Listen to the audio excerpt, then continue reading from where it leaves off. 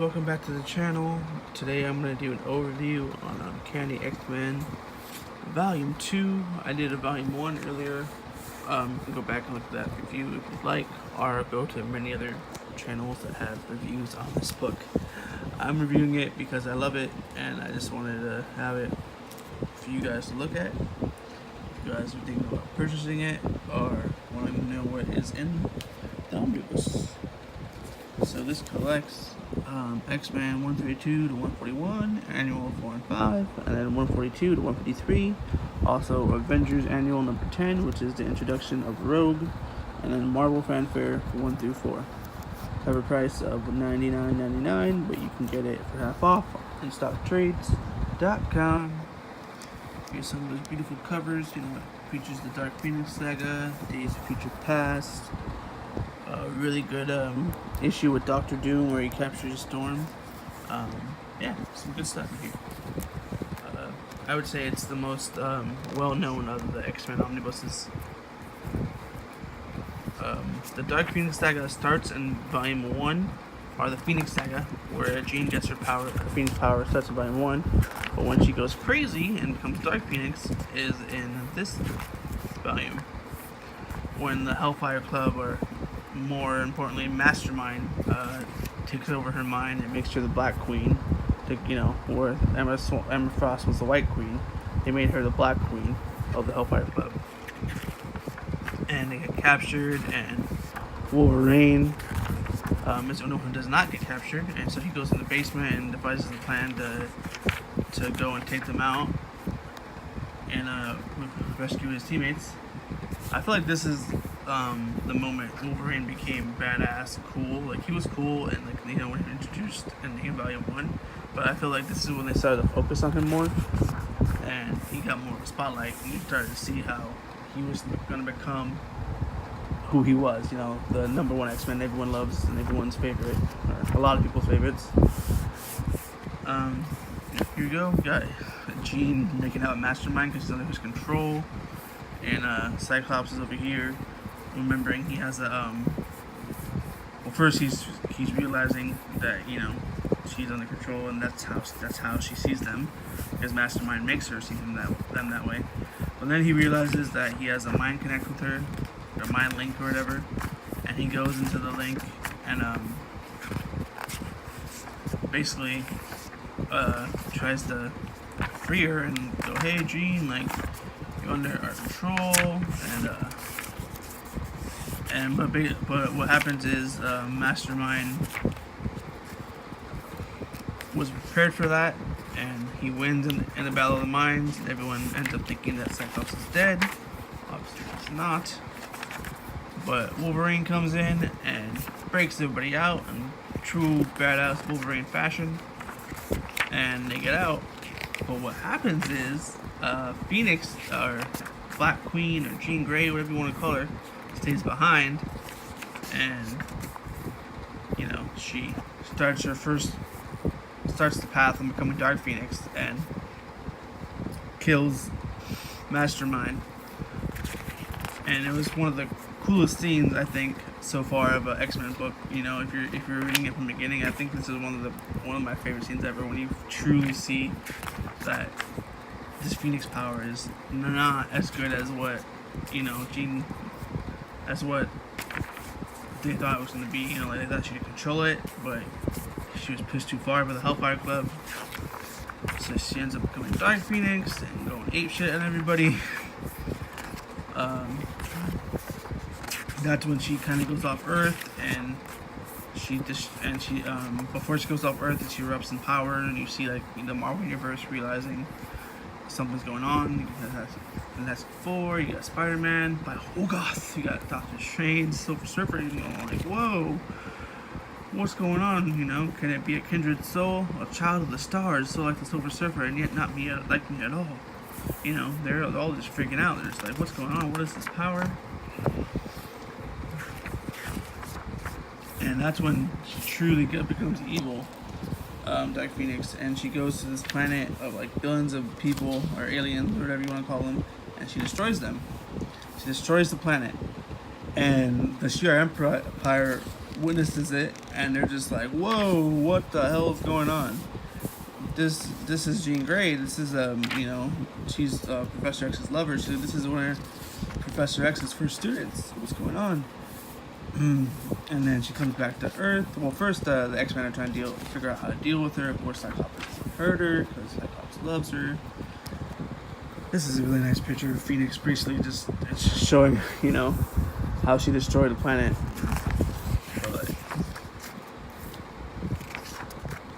So they get in their fight. Well, first Jean goes back to her family and kind of goes apeshit on them, and she's just losing it. Basically, she's losing it, all control. You can see right here in his great drawings. This is John Byrne, and they get in the fight. She's in the fight with the X-Men. Obviously, the X-Men stand no chance against her. But they somehow calm her down for a bit, and I think things are gonna get better. And her parents are like, "Oh, hey, Jean, is she okay?" And the Shi'ar Empire whisks them away to their ship, and basically, Lilandra and Shi'ar are just like, "Nah, man, we can't have this. Like, we need her gone. We need her to die." And Cyclops, I think Professor X finds a way for them not to die, where they have to go out into a battle or something, or some kind of, I don't remember how it goes. They put them in this place where they can fight for the right to be free or something. But Jean goes crazy as the Phoenix again, and basically realizes that she can't control this. She can't. There's no way she can. And she says, "Cyclops, Scott, I love you, but for the betterment of the universe, I gotta kill myself." It's so sad. When you first read this, it's very emotional. It's very, very, very depressing. I remember the first time you thought she died, and when she became Phoenix, Nightcrawler's face and Cyclops' face, everybody was just so bent out. And then this one, for her to die right in front of her, the man she loves, you just see how devastated he is. And then the Watcher closes it by, a little poignant message. And then you got her funeral, which is, kind of like her, the history of the X-Men, and the history of, basically to show you how they got to this point, and how Cyclops' history with Jean, and kind of like a goodbye, basically, eulogy, as I said in the beginning. And then at the end of this issue, it introduces Miss Kitty Pryde to be on the team. And then after that, we got Cyclops is gone for a few issues. We have some cool issues of Dr.Strange. Whenever Dr. Strange is in a guest appearance in a book, I love it, because I know it's gonna be some crazy stuff going on. So no different here. It's crazy stuff going on. Doctor Strange and the X-Men, you can't get much better than that. Crazy monsters, crazy dimensions, all this fun stuff. And then here was when they introduced Kitty Pryde to the team, started training her.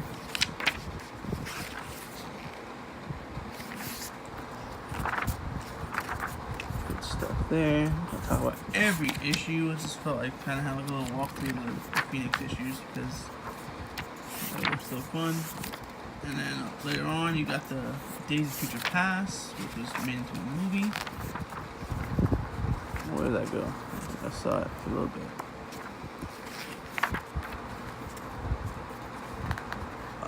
Kitty's the one who, I believe, goes back. Who's the role of what Wolverine is in the movie. But yeah, the Days of Future Past is a fun little story. One of the quintessential X-Men stories. Here's the Brood. This is a cool little story with the Brood kind of attacks Kitty at the mansion, and Kitty ends up beating the alien. and the X-Men kind of like congratulate her and kind of go, oh man, this this little kitty is a little survivor, and they kind of take her in more, like they accept her more. Nice little man thing right there. This is my favorite of the 3 omnibuses, but the 3rd omnibus does have God Loves, Man Kills, and that story is one of the greatest graphic novels of all time. I think when I first read that, God Loves, Man Kills, I was like almost to the verge of tears of how like relevant it is. Even to today in 2018, it's relevant. Kind of like the first time they teamed up Magneto. That was pretty cool too. But anyways, I'll do a 3rd volume overview probably one of these days. Alright, let's get through these books. Get through this a little faster. Ooh, my favorite issue when Dr. Doom gets or takes Storm and kidnaps her. Where's that? No, I saw Doom somewhere. Dazzler. Oh, I passed it somewhere. But that issue is cool too. Spider-Woman. Here's Avengers number 10 with the introduction of Rogue. There she is. Sugar. I'm happy Rogue and Gambit got married instead of Kitty and Colossus. I mean, I like Kitty and Colossus were cute, but it was kind of odd. Their age difference was a little weird to me. But I always thought I always thought that Rogue and Gambit was a good couple. So I like Mr. and Mrs. X #1, so I'll be reading that one as it comes out. Hi, Magneto. This is a good issue, man. I love any issue focused on Magneto is a good issue. I love me some Magneto, man. Definitely one of Marvel's strongest villains. Can't wait for him to interact with all the other heroes and bad guys in the MCU eventually when they start making X-Men movies. It'd be cool if they kept Michael Fassbender. I mean, he's a good actor. They need to bring Red Skull back just so Magneto can whoop his ass. Alright, let's keep going. Get a little faster here. The video's getting a little long. Yeah. The Marvel fanfare was fun. We go to the Savage Land. Spider-Man. Savage Land's always fun. It's always fun to see dinosaurs and Sauron. Alright. Going. Get over here to the end. Yes, let me ramble on enough. Alright, when we get to the back here, we got a cool little section.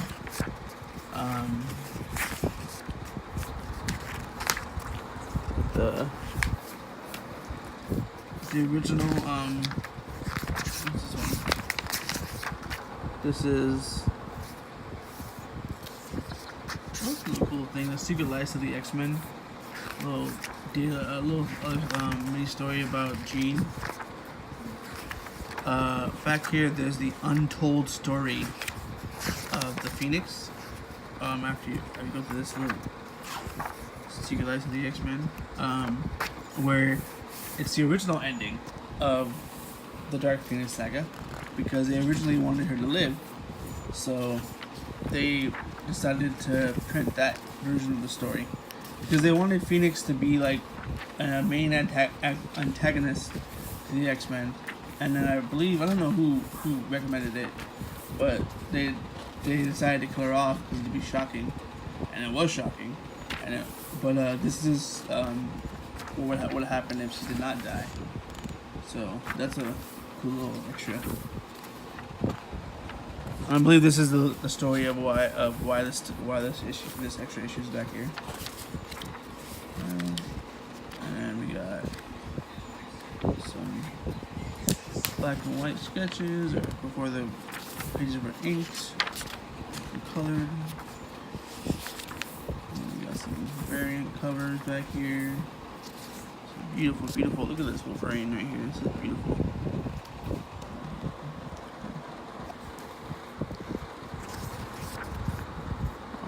Ooh, the Brood, man. The Brood was always so cool looking. I think that'd be cool if they somehow found a way into the MCU. It's a different alien race other than the Skrulls and the Chitauri. So now the Skrulls are going to be in Captain Marvel. The X-Men Classic covers. These are cool. I still need to grab me the X-Men Classic Omnibus with all the supplemental material that it has.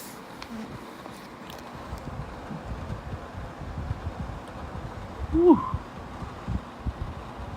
Well, that's cool. This is basically a kind of like a tribute to Burns' art from Salvador Roca. Every time I look at an X-Men book, it just gives me some nostalgia. I grew up obviously with the 90s cartoon, and X-Men was my first, basically my first, thing that made me fall in love with comics. Like Venom, Spider-Man, and X-Men. Those are the things that are close to my heart. I believe this is the cover of the Dark Phoenix Saga Omnibus that came out, which is basically just like a streamlined version of this. The Dark Phoenix Saga in here and the Phoenix Saga in the first volume. If you really just want to read the Phoenix Saga, that's good to get the 2. But if you want everything, you should get volumes 1, 2, and 3. Hopefully there'll be a 4 soon. Alright. Some nice artwork back here. Sauron. I love me some Sauron. Alright. Getting to the end. Alright guys. Thank you if you stayed through and watched that whole little overview. I'll have more videos up eventually. Thanks for watching, guys. Peace.